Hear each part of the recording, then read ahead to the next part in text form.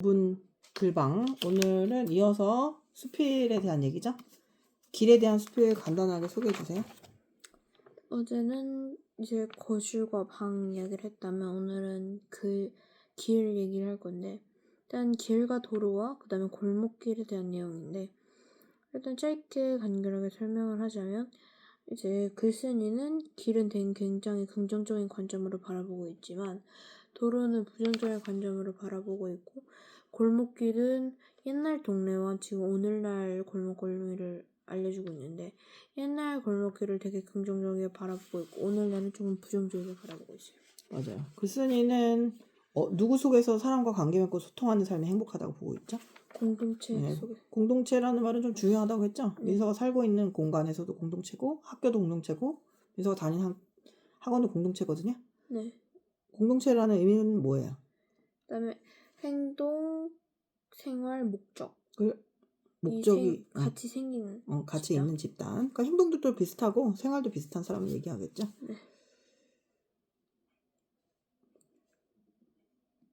이거는 추론이라는 거는 원래 일부의 정보를 가지고 글쓴이 생각을 꺼내는 거거든요. 그러면 독자에 뭐가 필요할까요? 독자가 스스로 알고 있는 생각을 뭐라고 할까요? 배경지. 네, 배경지식을 통해서 맞아, 골목에선 그렇게 놀지 하고서 이렇게 골목에 대해서 얘기하잖아요. 골목에서 사람들하고 얘기도 하면서 온기를 느낀다 이런 얘기 하잖아요. 네.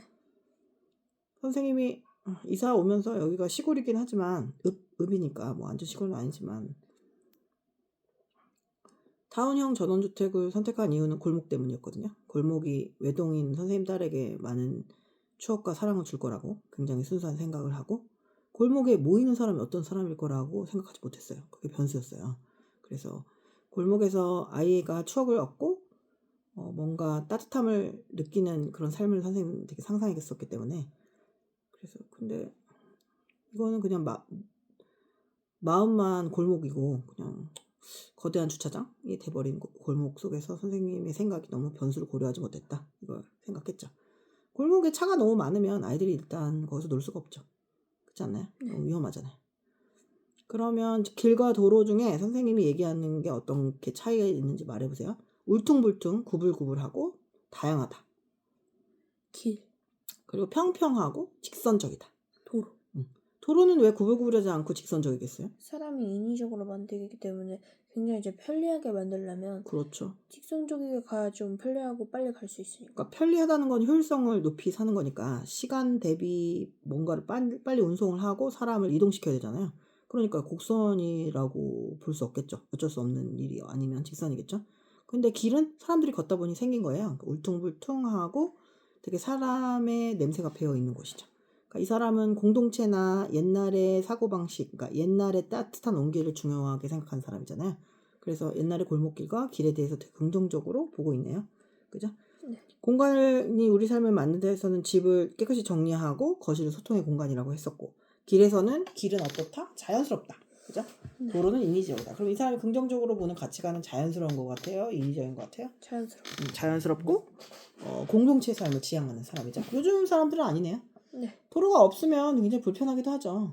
사람이 편리함을 추구하고 되게 개인적인 걸 추구하면 공동체라는 게 별로 의미가 없을 수 있죠. 그죠? 이거는 근데 누구가 옳고 그르다는 문제는 아니고, 이거는 자기가 중요하게 생각하는 게 가치관이거든요. 가치관의 문제라고 볼 수 있어요. 부정적으로 그리고 있는 걸 다 얘기하면 뭐죠? 도로. 또 그다음에 도로를 보고 오늘날의 골목길. 오늘날의 골목길. 그리고 도로에 대해서 뭐라고 얘기하고 있어요? 막 쭉쭉 뻗어나가는 게 어떤 사람 같다고? 주변의 상태를 조화를 이루지 못하고 막 달려가는 뭐 같다고? 경쟁하는. 그러니까 경쟁에 대해서 긍정적으로 보지 않는다고 볼 수 있네요. 그죠? 경쟁을 긍정적으로 보는 사람이라면 이렇게 얘기하지 않겠죠. 땅의 생김새나 모양 아니면 이런 형세 있죠. 상황을 뭐라고 할까요? 지형이죠. 반이 이렇게 나누어지는 걸 동강 났다고 하는데 이걸 비속어냐고 생각하는 애들도 있더라고요. 그리고 사람들이 왕래하는 곳이 길이 된다. 민서는 길이라는 말에 대해서 생각해 본 적 있어요? 길은 되게 다양하게 쓰이거든요. 비유적으로. 길은 뭐예요? 내가 가지 않은 길, 이런 말 들어봤어요? 내가 갈 길. 윤동주도 그런 말 많이 했죠? 길이 뭔데요? 내가 가야 되는 곳. 그러니까 뭐 물리적인 것도 되고 정신적인 길도 다 길이에요.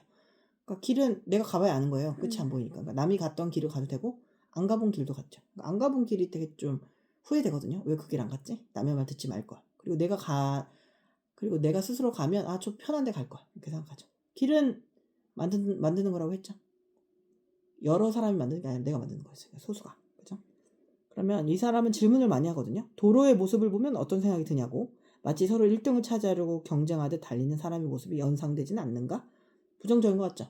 이렇게 질문을 하는데 사람 질문을 하는 건 두 가지거든요. 내 마음을 강조하려고 아니면 두 번째는 이미 답이 정해져 있어. 답이 정해져 있고 그 다음에 아니면 몇 시야? 5시 하고 정보를 얻으려고. 그럼 이건 뭐예요? 네. 설의법이라고. 설의법. 이거 빨리빨리 해 막 이렇게 하는데 제가 가요? 그럼 선생님이 그럼 내가 가니? 이 말은 네 라고 대답해요? 수사적 의문문이라고도 하거든요. 그러니까 대답을 원하는 질문이 아니에요. 자, 확인을 해봐. 그러면서 그럼 내가 하겠니? 그럼 아니겠니? 이 말은 맞겠다는 얘기죠. 맞는다는 얘기죠. 그리고 대청마루에 대해서 긍정적으로 봤듯이 옛날의 골목길도 긍정적으로 본 것 같아요. 이 사람의 가치관을 한 문장으로 얘기하자면 이 사람한테 행복은 어떤 것 같아요? 이 글쓴이에게 행복은 어떤 모양인 것 같아요? 행복은 일단 자연스럽게 나오고 그 다음에 공동체 속 안에 있는 그리고 소통이다. 공동체 속에서 행복감을 느낄 때 소통을 얻을 수 있다. 그리고 소통하는 삶이 행복이다. 네. 동의해요? 민서? 네. 민서도 동의해요? 네. 사람들과 소통할 때 행복해요? 행복하진 않은데 이 얘기를 읽으니까 좀 이입이 된 것 같아요. 이해가 돼요? 설득이 되는 거야? 네. 그러니까 수필은 설득이 목적은 아니지만 교훈을 줘서 교훈을 주는 거거든요. 그래서 교술이라는 말을 쓰는데 자기가 인생에서 얻은 교훈을 남한테 주는 거야. 교술. 근데 선생님은 약간 정반합을 좋아하잖아요. 그래서 공동체 공간이 있는 것도 중요하고 두 가지가 다 있었으면 좋겠어요. 공동체 행복은 행복이지만 가장 나다운 공간도 필요할 것 같다고 생각해요. 물론 골목길에 있다고 내 방이 없어지는 건 아니지만 그 골목길에 그 소통이 너무 소중한 나머지 내 자유가 침해되지 않는 게 옳다고 생각해요. 이렇게 추론을 하는 글을 읽을 때 뭐가 제일 중요할까요? 뭐를 보면 될까? 너무 어렵잖아요. 추론이라는 게. 네. 명시적으로 나와 있으면 그걸 찾으면 되는데 그런 뭐에 대해서 글쓴이가 어떤 거를 긍정적이게 생각하고 그다음에 부정적이게 생각하는 거. 그러니까 똑같은 말이라도 섬세하다, 예민하다라는 뉘앙스가 좀 다르잖아요. 네. 그리고 자상하다 아니면 남자답지 못하다 같은 말로 쓰이기도 하거든요. 그러면 어떤 면을 볼 것인가를 뭐라고 할까요? 시점 말고 뭐라고 하죠? 이거로는 그럴 수도 있겠다. 이렇게 기역, 지읒, 관을 넣어서 뭐라 그래요? 관점 말고요? 관점이죠, 관점. 긍정적인 관점 관점, 말고 부정적 관점. 내가 관점 말라고 그랬어요. 네. 시점 말고라고 했죠.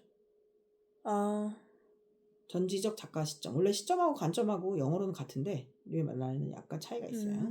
수필의 목적은 자기 얘기를 하면서 교훈을 주기도 한다. 그래서 나중에 교술이라는 말이 나오면 좀 기억을 해두세요. 그리고 공동체나 뭐 여기 온기 이런 말들 뭐 단어가 어렵진 않잖아요. 중학교, 초등학교 아이들도 읽을 수 있는 글이에요. 그죠? 이 글에 평점을 주자면 5점 만점에 4점? 5점 만점에 4점. 민서는 더 재미있게 글을 구성하거나 매력적으로 구성하려면 어떤 게 필요할 것 같아요? 좀 약간 유머도 있고 뭔가 임팩트 있는. 그리고 이게 아무리 중수필이지만 자기의 개인적인 경험을 넣으면 돼요. 내가 엄청 급한 일이 있었을 때 골목에서 노는 아이들이 함께 나를 도와줬던 경험이라든가 넘어졌을 때 골목에 있는 오빠가 나를 업고 어디를 데려다 주었다. 뭐 이런 식으로 이렇게 뭔가 개인화된 경험이 있으면 좀 진정성이 더 느껴질 것 같아요. 그리고 지금은 이 아이들이 놀지 않는 골목에서 느끼는 그런 외로움, 쓸쓸함 이런 것들.